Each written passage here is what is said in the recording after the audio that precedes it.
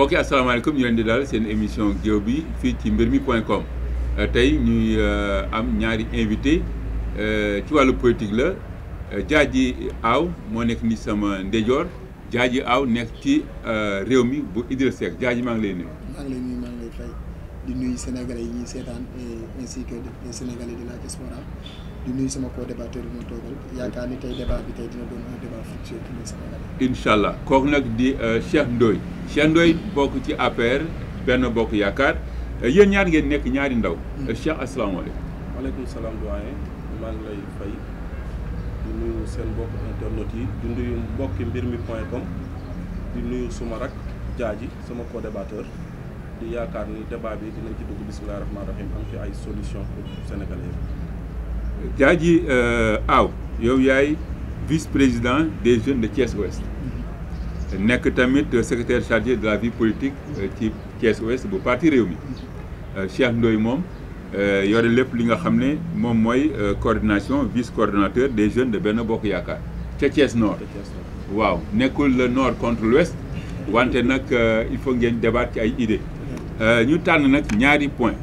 benn point bi ci wàllu économie la maanaam wàllu koom beneen bi nekk ci enseignement supérieur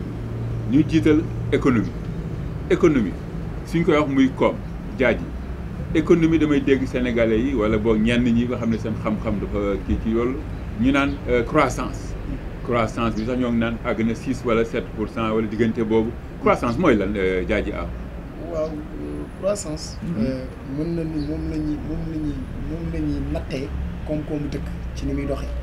ci askan bi li ñuy dund ci li ñuy lépp li nga xam ne économie ñoo ngi ciy dund ci wàllu transformation wàllu ressource wàllu lépp loolu la ñuy wax croissance. loolu noonu bu ñu ko nattee fi ñu koy nattee ñoo ngi koy nattee ci croissance ba xam réew mi ci wàllu koom-koom avancé na wala avancé na loolu tax nag ñuy wax croissance ñu xool ba xam croissance bi nga xam ne réew mi moom la am ba xam méngoog naag ak lu ñuy dund. loolu moom mooy croissance bi nga xam ne suñu mbokk APRC yi ñoom chaque jour ñooy naan croissance boo xamante ni ñun sénégalais yi gisuñu ko daal. ah gisu leen ko. non.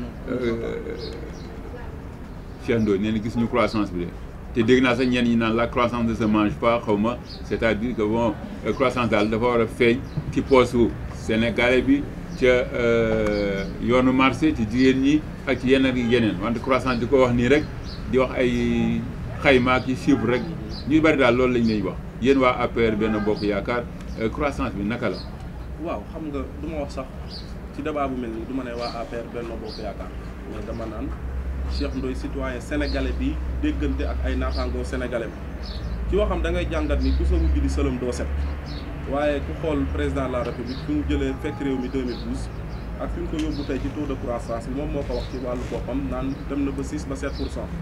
mais ci li nga koy wax économiquement effectivement du lu ñu mën a théoriser lu ñu war a sentir la mais nañu xool rek bu ñu ko jëlee ci denrées de première nécessité yi xool fi ko président fekk 2012 ak fi mu toll fi mu nekk nii dinañ xam ndax taux de croissance boobu ñuy wax lu ñu mën a làmb la daj ko wala waruñu koo mën a làmb di ko daj na ko nekk xool ci sa bopp rek bu xoolee li mu doon jënde gaz 2012 ak léegi xool ceeb xool dëwlin xool suukar dina xam ne croissance boobu lu réel la tey ci Sénégalais. mais Cheikh Ndoye dañuy tudd tamit ndóol fii ci biir réew maanaam pauvreté ñu ne am na fi ay points yoo xam ne wala ay gox yoo xam ne nit ñi daal sonn nañ lool. loolu nan nga ko mën a expliquer ne croissance am na ndóol am tamit ñaar yooyu war ñoo mën a ànd. waaw loolu lu wér la. mais foo dem ci àdduna première puissance mondiale muy États-Unis sax boo fa demee di nga ko gis ay yalwaankat te yaakaar nañ ni képp kuy yalwaan sax da ngaa ndóol boo soo gisee lu mel noonu li ñuy wax naan daan jël bi dajul làmb jépp dañ ciy liggéey nag ngir dem ci ndax fañ ko fekkoon la étape par étape loolu mu ci la Sénégal di doxee tendre vers l'émergence mais dëgg boo jàkkaarloog sénégalais yi aussi far fenn du tere ngay nangu leen ni dans certains coins du pays di nga dem fekk fa ay nit yoo xam ne dinañ nekk ci biir situation ñi nga gis même au cœur de Dakar à quelques mètres du palais présidentiel di nga fa gis ku loolu jotewul ak dara li am solo mooy li nga xam ne mën nañ ko gis muy que ni tey sénégalais yi am na fu ñu newoon am na niveau boo xam ne tey économiquement àgg nañ ko. Diadji Aw looy xam ci loolu. donc man loolu daf may jaaxal moom bu ko waxee en fait. donc comme citoyen bi comme ni mu ko waxee ko en tant que citoyen analyse bi ngay def donc nee na croissance bi sénégalais yi ngi koy jot denrées premières nécessités yi wàññeeku na donc il faut que mu comprendre que le prix du marché c'est pas le président de la République moo koy déterminer ni l'État c'est le marché international tey bu ñu dee wax ci wàllu gaz bu wàññeeku wala pétrole bu wàññeeku day fekk baril de pétrole lan fan lañ ko fekk Macky Sall dafa ñëw fekk baril de pétrole wàññeeku bu wàññeekoo c'est normal gaz wàññeeku te normalement sax war na gën a wàññeeku kon loolu ça dépend pas de lui ça dépend du marché international parce que bu ñu xoolee Abdoulaye Wade situation bu fekk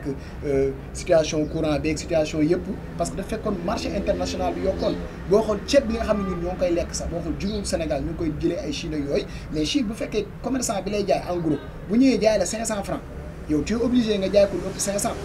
kon donc foofu yow yow yaay décider li ngay jaayee commerçant boobu bu la jaayee 500 da ngay jaayee 600 wala 525 wala 700 les commerçants boobu bu ñëwee wàññi ceebam parce que bëri na fa mu nekk il est obligé que mu écouler ko bu ko jaayee benn 400 da ngay obligé wàññi loolu moo indi moo tax produit yi wàññeeku te produit yi wàññeeku nag sénégalais yëguñu ko parce que bu fekkee produit dafa wàññeeku te pouvoir d'achat amul c'est un problème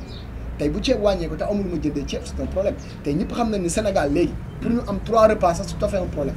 ci ménage donc loolu doon na difficulté yi métti yoo xamante ni sénégalais ñoo ngi koy dund pare ñu ñuy wax ay croissance fii ay croissance par là loo xamante ni tey amul ñu benn impact ci société bi. waaw leneen loo xam tamit bokk na suñu premier point bi ponk mu njëkk ci émission bi maanaam investissement. dañuy gis ne Macky Sall président de la République indi na TER train express régional indi na tamit ay autoroute Ila Touba ak yeneen yoo xam ne ci wàllu investissement ay infrastructure yooyu dafa mel ni sénégalais yu bari ànduñu ci neñ daal ñoom li leen doon gënal mooy par exemple mu jël raay bi jëlee ko Dakar yóbbu ko Bamako gi demee noonu yow Cheikh Ndoye lan ngay mën a teg ci loxo sénégalais yi ni lii daal moo waral wala lii jar na ko président de la République jaaree woon foofu defar TER par exemple wala boog defar ay Ila Touba au lieu mu defar beneen feneen foo xam ne fa la Sénégal yi doon xaaree wala ñu bari bokk. waaw premier investissement yooyu nga wax surtout infrastructure routière yi. le premier développement d'un pays c'est de bonne route. loolu kon investissement yooyu bu ci nit dee wax sax da ngay jàpp ni moom dafa nekkul foofu moom moo tax mu koy wax parce qu'aujourd'hui ce sont des priorités nous sommes au 21e siècle on ne peut plus continuer à vivre comme on le faisait avant àdduna dafay dox boobu moo waral tey fi ñu tendre jëm n'oublions pas que le programme Sénégal émergent c'est d'ici 2035 kon Macky Sall programme boobu mu teg moom du pour moom parce que 2035 dina ko fekk mu dem mais pour les générations à futur pour këllëg seen nawle yi ñu war a jànkonteel ci àdduna war a jàkkaarloo ci àdduna bi Abdoulaye Wade defee nous lui rendons un hommage Abdoulaye Wade bi mu defee autoroute à péage mais sénégalais yi ku nekk lu ne lañ doon wax moment boobu fekk na Houphouët-Boigny mu ngi ko defoon Côte d'Ivoire kañ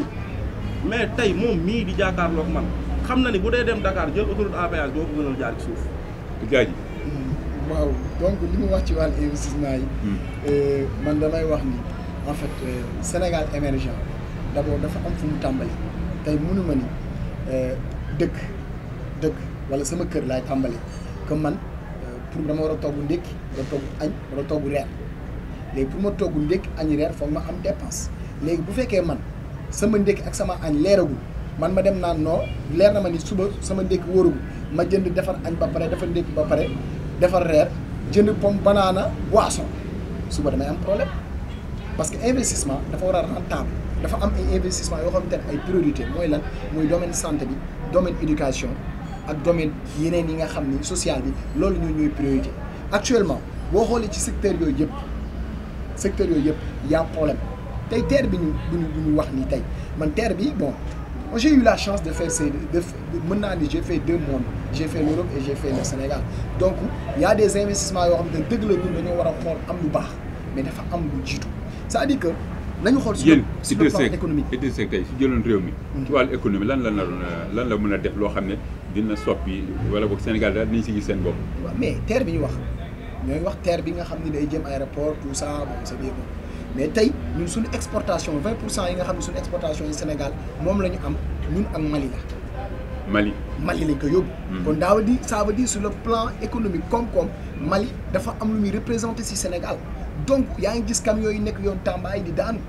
et actuellement nous sommes menacés Côte d'Ivoire actuellement mooy jéem a xool ñuy relier autoroute bu jigee Côte d'Ivoire dem ba Mali kon donc dañuy menacés sur le plan économique parce que Côte d'Ivoire am na port bu mag donc ce sont des facteurs yoo xamante ne dañ ci war a bàyyi xel di bàyyi investissement yi nga xam ne mooy loolu te investissement ba dolli ci bu terre bi mais on avait eu des propositions ci Chine ak Sénégal mais Sénégal dañoo Chine ak France du moins France dañoo ñëw imposer ñu parce que Macky Sall il est là pour les étrangers parce que Chine dafa ñëw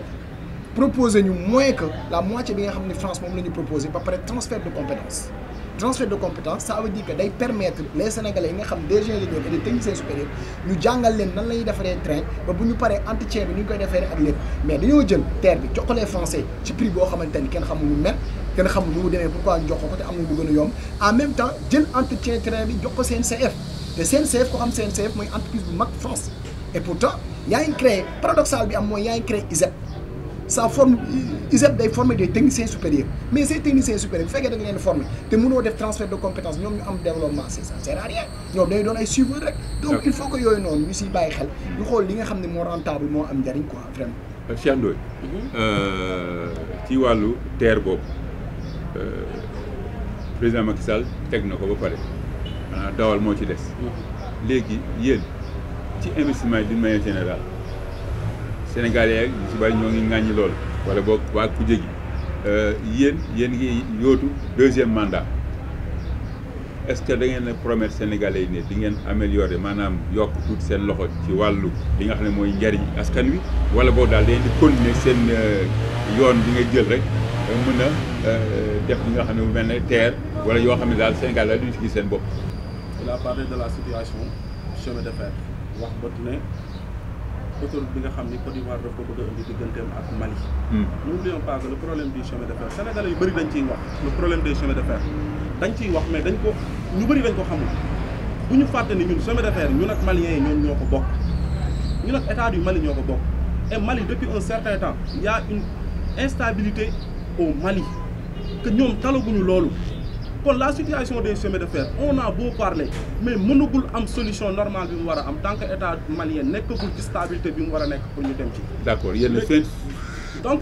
seen deuxième mandat bi ngeen di yóotu lan ngeen di promettre Sénégalais. dafa am lu am solo loo xam ne ci wàllu koom bi waaw daf ci anticiper par rapport ak enseignement supérieur bi mu doon wax. parce que wax na ISEP deuxième point lay nekk. waaw mais non daf cee dugg. waaw ma koy leeral non parce que voilà filière bi. am nañ les métiers du rail. ku amul vision est-ce que di nga créer une institut supérieur de l'enseignement professionnel jël benn métier boo xam ne ce sont les métiers du rail noonu la filière bi tudd les métiers du rail kon kooku am na vision par rapport au rail le terre il faut ñu nangu benn mbir parce que nag am na loo xamee ni boo fa nekkul wala ngay aspirer nekk fa li ñuy wax ku sa wuti sëlam doo set duñ ko mus a accepter leader am du mus a accepter loolu c'est ça leur politique en ce moment président de la république li nga xam ne teg na ko mooy le terre yaa ko wax dañ na Abdoulaye Wade bi muy wax les grandes réalisations l'éléphant blanc lañ ko doon wax bi mu ko réaliser Sénégalais yi dañ ci teg seen bët le terre bientôt dina dem Ila Touba bii mu doon wax tey Ila Touba bii ñuy wax tey kuy dem màggal ren ñu tijji ko nga war a jógee Dakar daan def 6 heures de temps pour dem Touba ak embouteillage bi doon am mu leeral tey en moins de 2 heures de temps di nga yegg si à Touba su boobaa la ñuy xam avantage yu investissement bi te président de la République après son second mandat loolu dina ko continuer te Sénégalais yi dinañ ci teg seen bët. ci wàllu investissement yi ba léegi privé national maanaam suñu kàngam yi nga xam ne dañuy yëngatu ci wàllu privé te ñu bokk fii ci réew mi ñoom dañuy joytu souvent ne su amee ay liggéey yu mag daal yoo xam ne war nañu si gagné ay ñoom ay marché dañ koy jox waa bitim réew bàyyi leen yéen la ngeen di tontu ci loolu. waaw loolu tey ok ay jeunes lañ dañuy entreprendre ñun te bu ñu sañoon bu ñuy dem compétition di xëccoo keneen ñun ñu jox ñu ko ñun waa Sénégal. Mais est-ce que nous aussi, nous, suñu privé national, nous sommes assez outillés pour répondre aux normes? Est-ce que nous sommes assez prêts aujourd'hui pour réaliser et respecter les délais? kon loolu mooy sa problème looy tontu ci loolu yow. donc li may tontu ci loolu. gaa ji aaw. en fait donc man parfois ñoom damay laaj ñoom ban monde lan moom c'est-à-dire que privé national bi président de la République mën na ni gouvernement moo koy accompagner tey boo xoolee ay Total ay Eiffage ay Auchan. Bon Macron mooy défendre intérêt français pour que entreprise yooyu mën a installé wu dans les autres pays comme les pays africains yi nga xam ne pour monopoliser ñu indi beneen système de colonisation muy système colonisation économique parce que bu jógee nañ ci wàllu doomu aadama léegi xam na ni en Europe y a plus rien à faire parce que Europe amatul lu mu fay def parce que en matière de construction ñoom ils ne font qu'inventer. kon daal privé national am nañu place. non am nañu ci place je donne un exemple. waaw kon ñoo jàll ci deuxième point bi moo dem Colobane mais Paratal moo ko defar. mais pourquoi les commerçants sénégalais yi fi ne pourquoi l'État mënu leen organiser à ce que ñu am des grandes surfaces yi nga xam ni comme Auchan accompagner leen ñu mën a génn di compétir parce que damay jox benn exemple ci loolu Auchan tey bu ñëwee Sénégal installé fi bu jaayee tey bénéfice bi yëpp du ko def Sénégal da koy yóbbu fële. d'accord tey puisque bu sénégalais bi gagné. bénéfice bi Sénégal lay toog bu toogee Sénégal dina mën a permettre ñun les entrepreneurs banques yi mën ñoo lebal ñu mën a investir mais c'est pas le cas loolu yooyu yëpp nañ ci xalaat parce que le président Idrissa Seck wax na ci. am na lu ci wax nee na coopération gagnant-gagnant tey boo fekkee tey nekk nga ci dëkk bi parce que on peut pas vivre sans les étrangers parce que ku nekk dafa soxla dañoo nekk monde libre échange te monde libre échange nag ça ne veut pas dire damay bàyyi nga def la neex. mais coopération gagnant-gagnant ba tey boo amee bénéfice à 50%, c'est bon les 25% da nga koy investir bi Sénégal bu ko defee sénégalais ji seen bopp les 25% bu la neex nga yóbbu ko sa kër. d'accord ñu dem ci deuxième point bi. Cheikh Ndoye bu APR nekk vice coordonnateur des jeunes de Benno Bokk Yaakaar. Enseignement supérieur maanaam njàngale mu kawe mi am na problème jamono yi ci xale yi nga xam ne ñoom la état orienté woon ci enseignement ci institut ak école d'enseignement supérieur privé yi nguur gi moo leen doon fayal ñeen ñi mu fay leen demi bourse yu mel noonu en tout cas moo leen di fayal jamono yi ñi nga xam ñoo yore institut yooyu dañoo génne xale yi ndax nee ni nguur gi dafa leen amee xaalis ci li mu leen jox ci avance wala daal fayu leen bor bi dafa yàgg na ñoom mënatu ñoo muñ yow lan ngay expliquer noonu loolu. waaw loolu y a des situations qui sont aussi regrettables. parce que nit da ngay nekk ci mbir rek ne lu ñëw baax na ndax li waa ji doon wax ne si tu veux détruire un pays t'as pas besoin de le bombarder il faut juste fermer les écoles te ku jàng ba am ba àgg ci benn niveau bi responsabilité wu la état bi pour mu accompagner donc. Ces instituts de formation ñun dañ leen war a gërëm parce que dafa am loo xam ne aussi dañ ko nangu mais n'oublions pas que dafa am benn contexte particulier bu ñu nekk. dañoo nekk période chantage. période chantage. kuy def chantage. Sénégal dañuy baaxoo à quelques mois des élections chantage bi dafay bëri. mais je sais que ni depuis 2012 président bi mu ñëwee. kon xale yi li ñuy revendiquer wala bokk. non néewuma xale yi li ñuy revendiquer amul. non pas xale yi sax mais directeur école yooyu. néewuma li ñuy revendiquer amul. mais je me dis que ni 2012 la état commencé woon di jël engagement di bu problème orientation yi pour désengorger l'université ak les non orientés nga xam lim daan créer jàng ba am bac. kenn mënu la orienté say waajur jaaxle ñu ci bëri ci mbedd mi la ñu mujj. moo am vision boobu dugal leen boobu ba léegi du période bii la ñuy toog di revendiquer paiement et l'État va s'acquitter aujourd'hui de ses engagements par rapport à ses étudiants. yow noo gisee problème boobu jaaji. et tant d'autres choses yoo xamee ni état bi def na ko mi ngi mel ni ISEP. dinañ ñëwaat léegi dinañ ñëwaat léegi ñu wax et tant d'autres écoles de formation. ñu bàyyi jaaji mu daal di àddu ci loolu rek après dinañ ñëwaat ci yeneen point li may ci wàllu enseignement supérieur waaw diggee loo mun moo indi lépp. parce que boo xoolee am na ay accords yi fi newoon ñi nga xam ne nguur bee passé signé woon nañ ko. ñoom ba ñu ñëwee dañoo xayma avec les syndicats ñu toog ba ñu ñëwee daan état bi ni mën naa def lii mais syndicats yi li ñuy revendiquer dañ ni accords yi nga xam ne signé woon nañ ko respecté ñoom ñu dem ba ci biir ni dañoo am problème kuy dem def milliard teew sa enseignement am problème parce que pour avoir une bonne éducation il faut des enseignants motivés te dëkk mënul dox sans enseignement. école privée la wax. école privée enseignement supérieur bi. li ko indi mooy tey investir li nga xam ne waroo koo investir ba nga am problème koom-koom pour mën a fay dette intérieure bi moo bari ndax du côté enseignement bi rek côté santé fu ne hôpital yi CMU parce que dañoo am dette ba tey CMU bi man su ma demee hôpital sax dañ naan ma da nga fi bëri bor doo mën a faju donc loolu lu ko indi mooy investissement yi def moo waral enseignement bi am ay problème tey boo xoolee tey UVS Abdoulaye moo ko fi installé woon si enseignement supérieur bi bu ko mën a daal di fexe université yi xaw a libre tuuti jeunes yi mën a jàng nga dem ci tey université yi nga xam ne mooy def au niveau de Thiès au niveau de Bambey mais Macky Sall li mu waroon def mooy c'est de renforcer ces universités tey boo xoolee demee Polytechnique y a de l'espace pourquoi mun ñu def ay amphi yu bees ay logements yu bees au niveau de Bambey au niveau de Ziguinchor je pense que bu ñu ko defee dañ mën a orienter les étudiants ci école yooyu te du jar sax ñu jël xaalis yi dem ci privé bi di fay. ci wàllu boobu ci cadre de université Cheikh Anta Diop bu Dakar dafa mel dafa fees ba léegi dafa fees ba léegi te pourtant cité nga ay universités yu nekk ci biir réew mi loolu nan la mën a amee. Vous savez, il ne vous a pas bien compris. Raison pour laquelle yaa ngi wax ci enseignement privé. waaw après rectifié na quoi bon moom mi ngi wax ci ay syndicats. parce que daf ci développé. c'est pour vous dire que vision bi nga xamee ni tey duñ ko nangoo ñoom gis. man damay sant yàlla je suis un pur produit de l'université Cheikh Anta Diop. je représentais tey fees na dellu quoi. waaw je représentais l'EBAD à l'assemblée de l'université en 2011. léegi lan la ñu war a def li may sante yàlla tey désengorgement boobu nga xamee ni ñu ngi koy créer à l'université Cheikh Anta Diop tey boo demee Assane Seck dafa fees del nga dem université Bambey nga dem Bambey mu fees del le contexte qu'il amène à Polytechnique c'est pas le même cas parce que Polytechnique ñaar nga fay duggee soit privé bi wala concours nga fay duggee donc s'il dit à l'État du Sénégal de créer des amphithéâtres à l'école Polytechnique. wala université bu Thiès xanaa. Thiès non vous avez parlé de l'école Polytechnique. mais c'est le même milieu comprendre en fait. donc université Thiès mais tey ñun ñu dëkk Thiès ku dem université Thiès xam nga ni c'est une réalité l'université de Thiès donc ce qui explique encore une fois que ne gis nga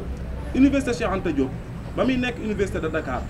ba nii tey li fa président Macky Sall def ci réalisation récemment la ko inauguré jeudi dernier ñaata lii la fa inauguré 5000 lits loo xam ne amul des indépendances à nos jours.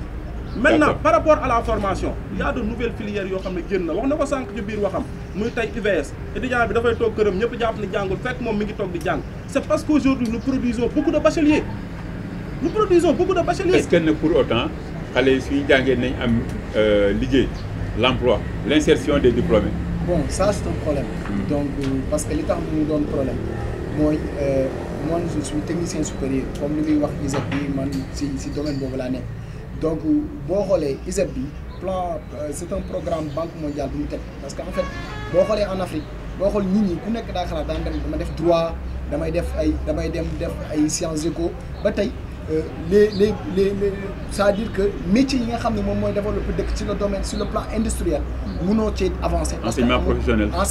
parce que amoo des gens yi nga xam ne formé nañ leen ci loolu. maintenant loolu Abdoulaye Wade tàmbale woon na ko bu yàgg Macky Sall ñoo di ko eggale UVS bi sa Abdoulaye Wade moom moo ko fi indi ba ñëw ñu amélioré ko mais donc dafa am ay choses yoo xamante ni boo ko gisee man damay jàpp ni ñoom manque de vision moo leen ko yóbbee tey li mu wax ci Polytechnique daa mën ko Polytechnique parce que université Thiès Polytechnique la ne ñoo bokk donc su ma nee foofu espace boobu mën nañ ko utiliser tey boo xoolee chantier Thiès yi bi nga defoon cité du rail bi hôtel du rail moom la étudiants yi ne donc loolu permettre na au moins sax. nan ngeen xalaatee insertion des diplômés maanaam xale suñuy jàngee ñu mën a am liggéey. voilà lu ko mën a indi. mooy tey les entrepreneurs privés ou bien les investisseurs ñu jéem leen a jàppale à ce que ñu créer des emplois à ce que aussi mbay mi ñu xalaat ci wàllu mbay dem ci transformation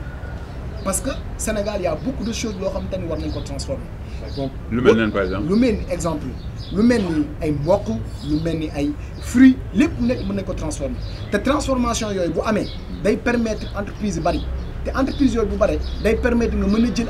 ay jeunes te boo xoolee le travail professionnel jeunes yi ñoo koy liggéey ñoom ñoo def formation professionnelle ñoom bu ñu defee transformation boobu comme je donne un exemple usine bu mel ni Sonacos gerte la ñuy bay transformer ko lan lañ ci mën a transformer ci gerte gi transformer nañ ci diwlin ñoo ci mën a def saabu yu mel noonu mooy tax tey nit ñi mën a am liggéey secteur privé bi gën a mën a dox ñu accompagner leen gën leen a apaiser ba ñu mën a dem mën a compétir étranger loolu daal war nañ ci mën a xalaat parce que je pense que ñoom ci erreur politique boobu lañ def erreur te c'est pas trop tard que ñu rectifier wu donc il faut que ñoom ñu am humilité bu ñii di leen wax que critiquer wuñu pour critiquer mais dañuy critiquer ba pare di leen jox ay argumentation yu leen ay solutions yoo xam ne je pense que bu ñu ko defee. Sénégal kon ñoom suñu gagné seen deuxième mandat mën nañ jaar ci yoon boobu. fu ñuy jaar. xam nga dafa am loo xam ne il faut mu comprendre ko. waaw doyen je pense que ni. Cheikh Ndoye suñu débat dafa war a doon lu constructif parce que wax na. il a le livre du monde et le monde du livre entre ses mains te dafa am kilifa bu baax bu doon wax naan waxtaanu gone bu magum juróom-ñaar fukki at ndaw lu def juróom-ñaar fukki réew ak ndaw lu def jàng juróom-ñaar fukki téere seen waxtaan cuune da ciy maanu li mu wax tey leer na ne y a aucun état au monde qui promet l'emploi à ses étudiants après la formation mais quand même état dafa am ay mécanismes yu mu lay jox lu mel ni li mu wax ISEP créer les instituts de formation professionnelle ndaw ñi du am njàng kese di nga gis bu njëkk mag ñi loolu man bi ma demee université laa koy soog a comprendre maire bu taxaw ne la sama doom def na université juróom-ñaari at amul xëy dafay nelaw or boo demee bu njëkk le système de l'albasan bi amoon à l'université mooy système bi da ngay ñëw def fac bi 2 ans cartouché dem beneen département def 2 ans cartouché wala koo xam ne da ngay génn yor ay diplôme mais amoo benn formation yoroo benn métier. Aujourd'hui c'est la nécessité loolu moo indi tey les instituts supérieurs de formation professionnelle ndaw li bu la yàlla dimbalee nga am say diplôme ba pare am métier ba pare métier lañ wax nga am métier ba pare su boobaa bu la état li mu mën a teg mooy teg nag maintenant comme ni mu ko waxee lu mel ni ay ANPEJ lu mel ni ay PAPEJ lu mel ni la DER teg financement yooyu pour que jeune bi nga xam ne am na métier mu mën a dem entreprendre donc avantage yu jeunes yi aujourd'hui c'est la formation ba pare avant ñuy prétendre dem defi ji quoi que ce soit man côté boobu ci wàllu boobu loolu laa xam ni mën naa ko cee wax te état bi li nga xam ni mën na ko ci wàllu boobu mi ngi koy def fi mu nekk nii mais il ne faut pas tout prendre c'est l'état aujourd'hui nag qui a la responsabilité de nous accompagner de nous appuyer mais gis nga nit bul teg sa nawle mukk loo xam ni boo fa nekkoon leer na ni doo ko def wala ngay critiquer comme critiquer ni nga xam ne noonu la ko waxee ci biir waxam il faut que ñun ndaw ñi ñu amaat besoin de formation man je le dis je suis sorti de l'université je suis un pur produit de l'université sama borom suturaal ma je suis cadre supérieur dans l'administration sénégalaise mais tey je ne le souhaite pas bu fekkoon ne administration soxlaatuma nii suba suma xëyee damay liggéey. jaajëf sa kàddu gu mujj sa kàddu gu mujj rek émission baa ngi sa kàddu gu mujj. d'accord dafa am lu ma koy leer parce que en fait j'ai pas dit que c'est l'État qui crée des emplois ñoom ñoo ko waxoon Macky Sall avait promis 500 000 emplois kon seen boo promettre 500 000 emplois yow yaay créer 500 000 emplois donc dama ni état moo war a faciliter le secteur privé pour ñu créer des emplois. mais bu ñu koy wax tamit xam naa mécanisme lay wax quoi. moo tax dama wax loolu mécanisme boobu dafa des. d'accord le secteur privé n'est pas accompagné c'est ça notre problème et ce qui est grave. votre dernier mot. bon sama dernier mot mooy li may def mooy maa ngi lay sant di la nuyu di nuyu sama co-débatteur sama grand bi Cheikh donc di rafetlu émission bi et je pense que di woo tous les Sénégalais autour de la candidature de Idrissa Seck bi nga xam ne moom mooy candidat de l'expérience bi nga xam ne il a fait ses preuves def na li nga xam ni ci diir bu gàtt en espace d'1 an def loo xamante ni tey mën na ni nit ki def na ci ay at defu ko donc maa ngi ci woo ñëpp di ci woo la jeunesse sénégalaise jeunesse consciente bi nga xam ne day défendre intérêt national du pays. Diadji Aw bu réew mi Cheikh Ndoye APR Benno Bokk Yaakaar. damay njëkkee ci ñaanal waa mbir mi jëm ci kanam parce que ça faisait pratiquement 1 an depuis ma sortie damay génn wax loo xam ne am na njariñ les Sénégalais ont déjà compris ont déjà fait le choix di remercier sama rak di ko tendre la main pour mu ñëw ndax lu nar a dem yomb naa xam leader am Idrissa Seck da doon wax naan I was born to be president ñun phrase boobu dafa am lu ñu doon def mais bi mu ñëwee en 2010 ne Idrissa kuy ñaanal ginaar mu doon nen ak bagaasam yooyu mu doon wax da nga koy ñaanal baayam uuf ko donc il était conscient que ni de 2004 en 2010 xeex bi ko Thiès waaye toppoon ci ginnaaw muy xeex Ablaye Wade xamoon na ne Ablaye Wade du moromam donc day renvoyer que ni lum la wax rek aujourd'hui c'est pour avoir le pouvoir et rien d'autre et la preuve les maires qu'il nous a donné à Thiès situation Thiès rek ak Idrissa Seck doy na débat pour mbir mi pendant une semaine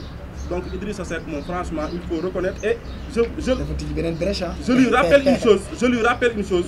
le dernier mot m'est revenu il faut me laisser l'honneur jeune frère je lui dis une chose moo ne woon à 60 ans le Sénégal n'aura pas la chance de m'avoir comme président il a déjà essuyé 2 défaites électorales mu ngi tijji nag suñuy bët ci boppam. d'accord c'est pas 60 ans c'est 63 ans. kon nag mbokk yi fii la yëmal leen ci émission géew bi fii ci mbirmi.com di gërëm di sant Diadji Aw nekk réew mi ak Cheikh Ndoye bu Benno Bokk Yaakaar incha allah ba beneen yoon di remercier tamit suñu équipe technique bi nga xam ne ñoo ñu jàppale mbokk yi jërë ngeen jëf.